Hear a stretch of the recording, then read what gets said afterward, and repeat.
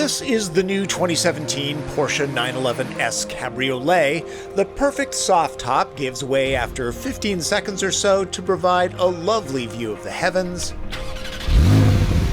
With a sound better than any harp, look closely at the classic shape and you'll see the front and rear fascias are new, the intake is oriented to gather in more air, and doors have been redesigned. But the big deal is this: all 2017 Model 911s are turbocharged now. Porsche enthusiasts famously do not like their car to be messed with. Remember the controversy back in the late 1990s when it switched from air-cooled to water-cooled engines? It's déjà vu all over again.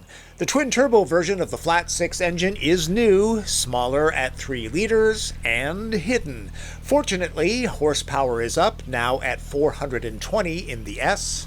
What I like about the new engine is that peak torque of 368 pound-feet comes on pretty early in the rev range at 1700 RPMs and then just stays there through 5000 RPM, where the outgoing engine built progressively. No fancy charts, just hand motions. Sounds very much like a 911. Both the PDK automatic and this manual gearbox have 7 speeds. Throws and clutch action are about perfect.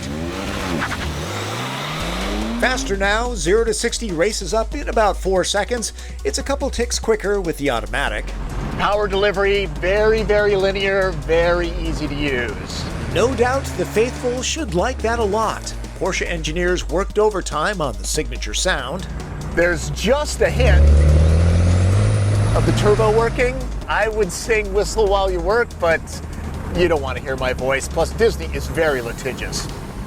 In hard cornering, it feels different than the mid-engine Cayman and Boxster. The rear-engine 911 Essence remains with a tail that's willing to rotate in a controlled manner. Front vents are active for better aerodynamics. The back gets into the action as well. None of this can be seen by the driver, who will be having too much fun to notice anyway. The take rate of the manual transmission in the United States is about 20%, which is higher than it is in Europe. I would have a tough time choosing between this and the PDK gearbox. That is a brilliant piece of machinery. Know that both of them have been updated for 2017.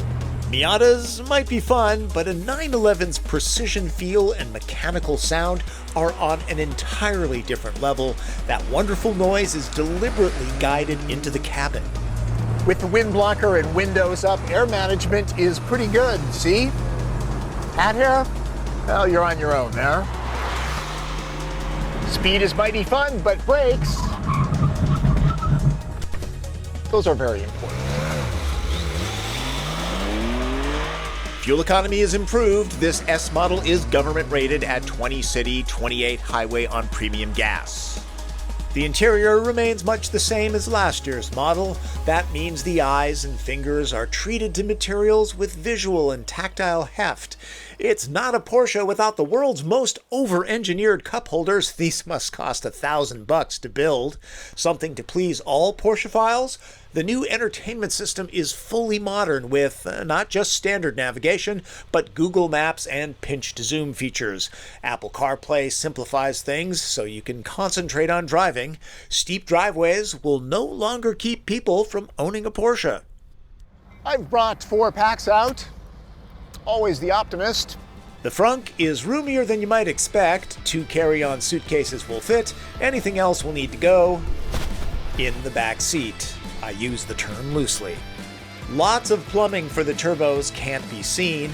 The air comes in through the redesigned grate, gets used up, and is then sent on its way out these vents down here. While all 911s have turbos now, there is a turbo model that gets vents on the fenders to signify the extra power it produces over the turbocharged, but not a turbo model versions. I think you know what I mean. With 540 horsepower and up to 523 pound-feet of torque, the turbo starts at $160,000. Most will probably throw an option or 2 on. There's even a whale tail, though it's kind of subtle. But hey, even the base Carrera owner can say they own a 911 turbo. And they wouldn't be lying. The new 911 starts at about $90,000 for a base hardtop coupe. Access to the sun goes for about $12,000 extra. As tested, this higher performance S model is equipped at the $135,000 level, and it's easy to go north from there. I'm unsure how loyalists will react to the 911 getting turbos across the board. Newcomers? Well, feel free to enjoy the evolution of a legend. I'm lucky enough to drive a Porsche occasionally, but I can't call myself an absolute expert. Truth be told, if I were buying one, the practical Midwest-raised boy in me would go for a Cayman S, graphite gray with red interior, the Sport Chrono package, and probably the PDK gearbox. Personally, I like the mid-engine feel, and those are also going turbo. Hey, buy what you like if you have the cash. I understand why people love the 911. Finally, when I do the TP trunk test, I always park far away to give myself lots of room to set up my tripod and to get away from traffic. When I came out with the 2-ply, this was parked next to me, a 1988 Targa, air-cooled because that's the way they were back then. Obviously, some enhancements have been made. Clearly, this Porsche has been used in the way God intended it to be. Good to see. There you go, gang. That is my take on the 2017 Porsche 911 Carrera S Cabriolet. That's quite a mouthful, isn't it? Before I go, I wanted to show you this shot. It's very, very quick, but while we were out doing running footage, I saw this.